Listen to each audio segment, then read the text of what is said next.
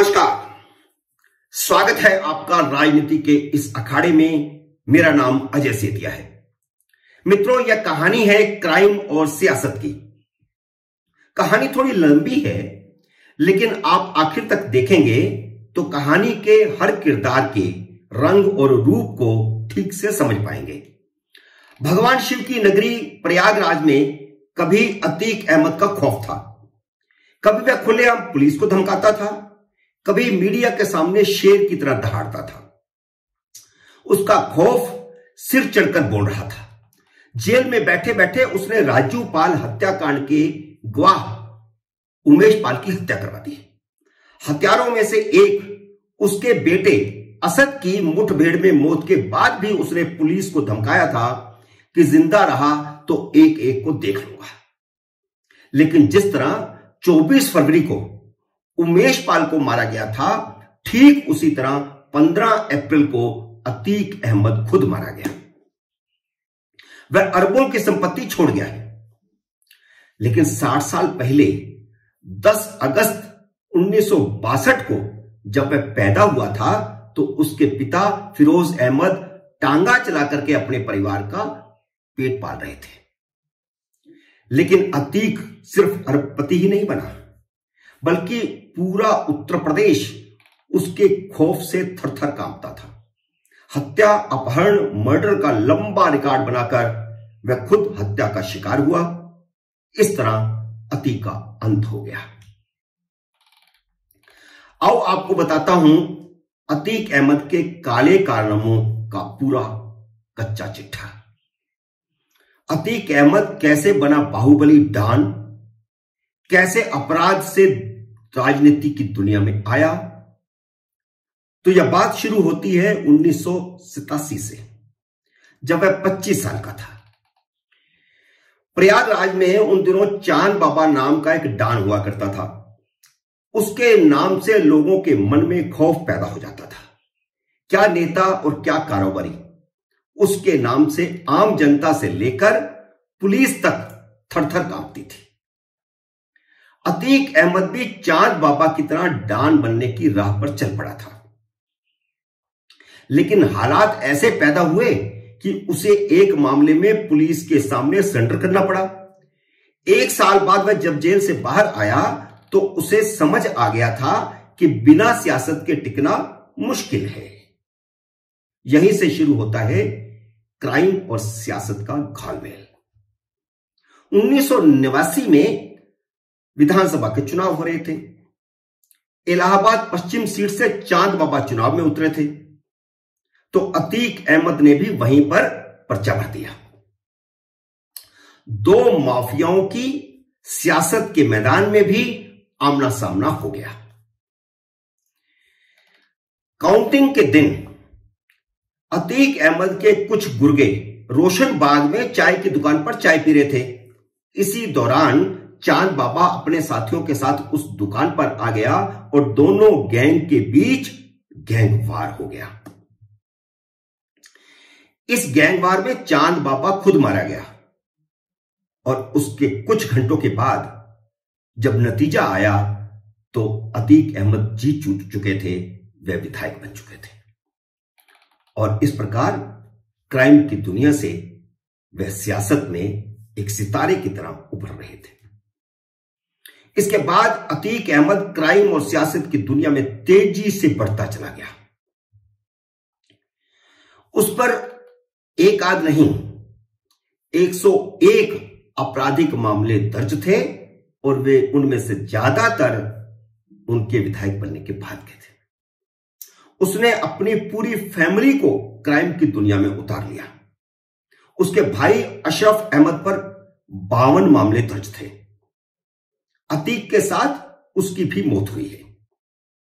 अतीक की पत्नी शाइस्ता प्रवीण पर 4 आपराधिक मामले दर्ज हैं, जबकि पुलिस एनकाउंटर में मारे गए अतीक अहमद के बेटे असद के खिलाफ भी एक केस दर्ज था। 1989 में निर्दलीय विधायक चुने जाने के बाद अतीक अहमद ने सियासत में भी कभी पीछे मुड़कर नहीं देखा। 1989, 1991, 1993 ये 3 चुनाव उसने निर्दलीय उम्मीदवार के तौर पर लड़े और जीते। 1996 में अतीक अहमद ने विधानसभा का चुनाव समाजवादी पार्टी के टिकट पर लड़ा और फिर से विधायक चुना गया। 1999 में समाजवादी पार्टी को छोड़कर वह अपना दल में शामिल हो गए। अपना दल के टिकट पर प्रतापगढ़ से चुनाव लड़ा, लेकिन चुनाव हार गए। 2002 में अपना दल ने अतीक को इलाहाबाद पश्चिम से चुनाव मैदान में उतारा और इस चुनाव में वह फिर जीत गए। इस बीच 2002 में अतीक अहमद ने विधायक रहते हुए नसन नाम के व्यक्ति की हत्या की और 2004 में देश के जाने माने भाजपा नेता मुरली मनोहर जोशी के सबसे करीबी माने जाने वाले अशरफ की हत्या की। साल 2003 में उत्तर प्रदेश में समाजवादी पार्टी की सरकार बन गई थी, तो अतीक अहमद फिर से समाजवादी पार्टी में शामिल हो गया, समाजवादी बन गया। समाजवादी पार्टी ने 2004 में उसका कद बढ़ाते हुए उसे लोकसभा चुनाव में उतार दिया और उसे उस फूलपुर लोकसभा सीट से चुनाव लड़वाया गया, जहां कभी जवाहरलाल नेहरू जीता करते थे। अतीक अहमद फूलपुर से लोकसभा चुनाव जीत गए। नेहरू की सीट से अतीक अहमद जीत गए और समाजवादी पार्टी के टिकट पर। विधानसभा की उनकी सीट खाली हुई क्योंकि वे विधायक भी थे, तो समाजवादी पार्टी ने अतीक के भाई अशरफ को टिकट दे दिया, लेकिन बसपा के राजूपाल से अशरफ हार गए। इसी बसपा विधायक राजूपाल की 25 जनवरी 2005 को हत्या कर दी गई। रुखसाना और उसके पति हैं सादिक, ये दोनों चश्मदीद गवाह हैं। ये दोनों उस समय राजूपाल की कार में सवार थे जब कार चलाते हुए राजूपाल की हत्या कर दी गई थी। चारों तरफ से धड़ाधड़ गोलियां चलाई गई थी। हत्या का आरोप अतीक अहमद, उसके भाई अशरफ और 7 अन्य लोगों पर लगा था। रुखसाना और सादिक ने अतीक के खिलाफ गवाही दी तो गैंग उनका दुश्मन बन गया। कई दफा धमकियां मिली, हमले हुए, घर बेचने पड़े। डरकर जिंदगी जी रहे हैं आज भी, लेकिन ये पति पत्नी पीछे नहीं हटे। हर तारीख पर अतीक के खिलाफ गवाही देने कोर्ट गए। इस मामले के 2 और गवाह ओम प्रकाश और उमेश पाल थे। 24 फरवरी को उमेश पाल की हत्या कर दी गई और ओम प्रकाश अभी जिंदा है। और उमेश पाल की हत्या में सबने देखा कि गोली कौन चला रहा था। असद, अतीक का बेटा गोली चला रहा था। इसकी पिक्चर वीडियो सब आई है सबके सामने। वापस चलते हैं 2005 में। बसपा विधायक राजूपाल की हत्या के 2 साल बाद 2007 में उत्तर प्रदेश में मायावती की सरकार बनी, तो अतीक अहमद पर कानूनी शिकंजा कसना शुरू हो गया।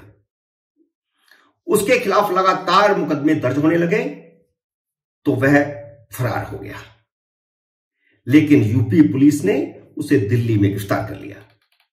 2012 के विधानसभा चुनाव के समय अतीक अहमद जेल में बंद था। अब यह अतीक अहमद के खौफ की मुंह बोलती कहानी है। चुनाव लड़ने के लिए उसने इलाहाबाद हाई कोर्ट में जमानत के लिए अर्जी दी, लेकिन एक एक कर डर के मारे 10 जजों ने उसकी जमानत याचिका पर सुनवाई से इनकार कर दिया। सुनवाई से पीछे हट गए कि हम इसकी जमानत की याचिका पर सुनवाई नहीं करना चाहते। 11वें जज ने सुनवाई तो की, लेकिन डर के मारे अतीक अहमद को जमानत दे दी। यह है उसके खौफ की कहानी। जेल से बाहर आकर अतीक अहमद ने चुनाव तो लड़ा, लेकिन हार गया। और हराने वाला कौन था, यह आश्चर्य वाली बात है। अतीक अहमद को हराने वाली राजू पाल की पत्नी पूजा पाल थी, जिसकी 2005 में हत्या कराने के जुर्म में ही अतीक अहमद जेल में बंद था। अतीक तो चुनाव हार गया था, लेकिन 2012 में समाजवादी पार्टी की सरकार आ गई तो क्राइम, कानून और सियासत के समीकरण फिर बदल गए। समाजवादी पार्टी ने उसे 2014 में फिर से लोकसभा चुनाव में, लेकिन अब सीट बदलकर सरस्वती से टिकट दिया। लेकिन भाजपा उस चुनाव में मोदी और भाजपा की तूती बोलनी शुरू हो चुकी थी। सपा के बड़े बड़े दिग्गजों के साथ साथ अतीक भी हार गया। यूपी में समाजवादी पार्टी की उस समय सरकार थी, अखिलेश यादव मुख्यमंत्री थे। लेकिन 15 दिसंबर 2016 को सपा राज में ही एक विश्वविद्यालय के कर्मचारियों पर हमला करने के लिए अतीक को फिर गिरफ्तार कर लिया गया, लेकिन सरकार समाजवादी पार्टी की थी, उसे तुरंत जमानत मिल गई। 2017 में उत्तर प्रदेश में भाजपा की सरकार आ चुकी थी तो उसे गिरफ्तार करके जेल भेजा जा चुका था। अब सबसे बड़ी बात यह कि 2019 के लोकसभा चुनाव के समय अतीक अहमद नैनी जेल में बंद था।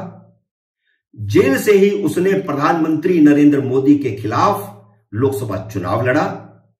उसे 833 वोट मिले थे। असदुद्दीन ओवैसी ने कहा है कि एक मुस्लिम मारा गया है। उन्होंने सुबह 7:30 बजे प्रेस कॉन्फ्रेंस की, जबकि उमेश पाल की हत्या के समय उन्होंने कोई प्रेस कॉन्फ्रेंस नहीं की थी। योगी सरकार के मंत्री सुरेश खन्ना ने कहा है कि जो जैसा करेगा वैसा भरेगा। उन्होंने यह भी कहा कि आसमानी फैसला हुआ है, जब अति हो जाती है तो कुदरत भी काम करना शुरू करती है। मित्रों, उम्मीद है यह पूरी कहानी आपको पसंद आई होगी। मेरे इस वीडियो को लाइक और शेयर करें, और अगर आपने मेरे इस नए YouTube चैनल को अभी तक सब्सक्राइब नहीं किया तो कृपया सब्सक्राइब करके मुझे अपना आशीर्वाद दें।